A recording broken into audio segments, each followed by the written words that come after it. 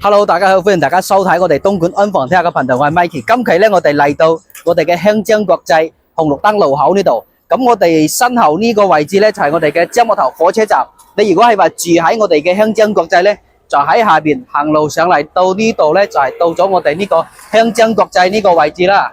咁我哋香江國際咧呢個外觀咧都係比較新淨啲嘅。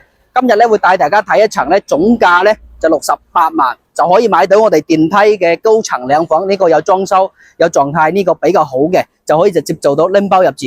我哋嘅正大門口咧就喺前方側邊，就係我哋嘅比較新淨。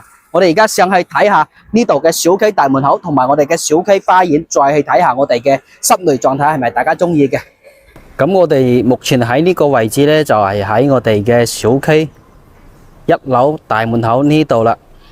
1樓小區樓下大門呢度，俾大家睇睇呢個位。嗱，呢度就有左右上落嘅一個步梯啦。咁呢度就係大門口啦。隔籬呢度呢就有個 lift 坐上去嘅。呢部 lift 呢平時都係喐到嘅，感應嘅。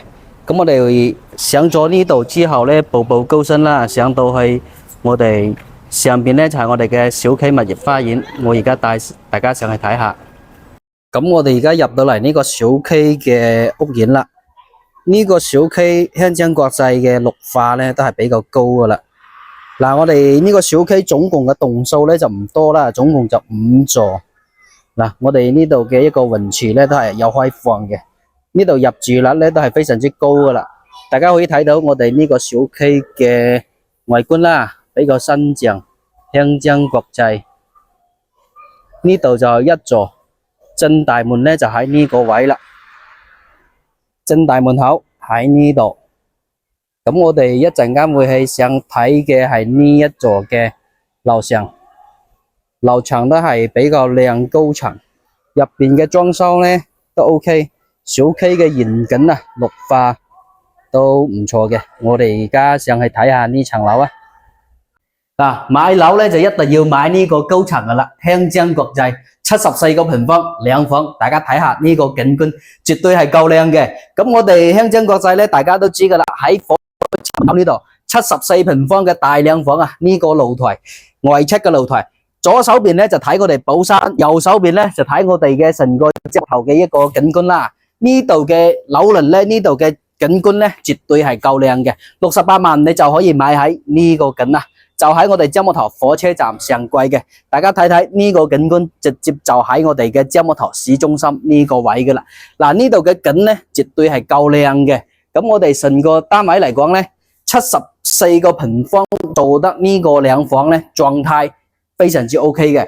全新嘅裝修啦，直接可以做到拎包入住嘅一個狀態啦。咁我哋呢個單位咧就做咗開放式嘅一個單位啦。咁我哋嘅客廳、餐廳呢個位置咧，夠開闊、夠開揚、夠大氣，咁我哋嘅入門處咧就喺呢個位啦。嗱，如果你係唔想開放式咧，呢度可以整翻個簾子就得噶啦。咁我哋入門處呢度仲贈送咗呢個入戶花園啊！入戶花園呢個位咧就可以擺埋我哋呢個鞋櫃啊，同埋其他嗰啲雜七雜八嗰啲其他嘢都得噶啦。咁呢個單位嘅房咧就絕對係夠大夠靚噶啦。我哋嘅餐廳、客廳一寸個直出嘅一個通出嘅一個露台，呢個景啊絕對係靚嘅。入嚟睇睇我哋嘅廁所同埋我哋嘅房間。咁我哋呢個單位咧，其實最差嘅咧就係我哋呢個廁所嘅空間唔夠大噶啦。咁我哋將就勉強都夠用，坐廁、洗面盆呢啲全套配嘅。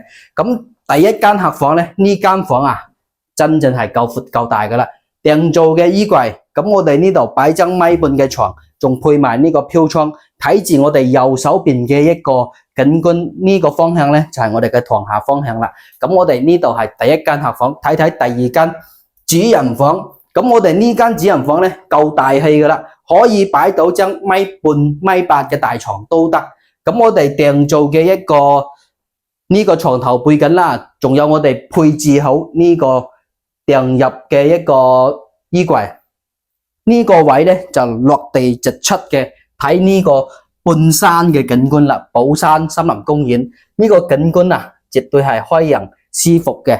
咁我哋呢個單位咧，直接就可以做到拎包入住嘅一個單位啦，74個平方大靚房，呢個景觀視野咧可以講係話絕對係無敵景觀、無敵山景嚟嘅。嗱，住喺呢度係非常之享受嘅一個單位啦。無論我哋嘅左手邊、右手邊睇嘅景觀咧，有埋我哋嘅城市景啦，有埋我哋嘅山景啦。住喺呢個香江國際嘅呢個單位呢度咧，絕對係值得你一住嘅。呢個單位68萬，睇下大家有冇興趣啦。就喺我哋嘅樟木頭火車站呢個位啦。小溪落到樓下出門，大概行路咧3-2分鐘就可以翻到去我哋嘅火車站。坐火車咧，坐和諧號咧20分鐘就可以翻到羅湖。咁我哋呢期咧就同大家介紹到呢度啦。香江國際呢個單位係咪你中意嘅？